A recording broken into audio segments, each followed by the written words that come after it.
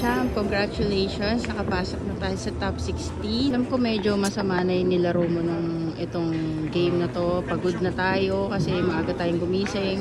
Supposedly the score is 7-0 pero oo nga, pa 7-0. Kaya na ano kanina, bumibigay na yung ano yung mata ko. Napapagod na. Dapat yung pa 7-0. Kaya mahirap yung ganito, mabigyan lang ng isang ano, pag magkamali ka lang ng isa, pwedeng manganak talaga eh. Hindi naman tayo robot. Talaga may sablay ang bilyar.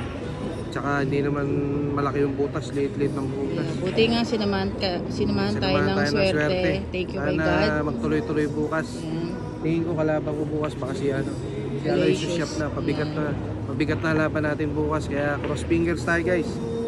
Salamat kay Pasalamat tayo kay God kasi binigyan ka niya ng lakas hanggang dyan sa dulo. Thank you po at sa mga nanonood. See you tomorrow.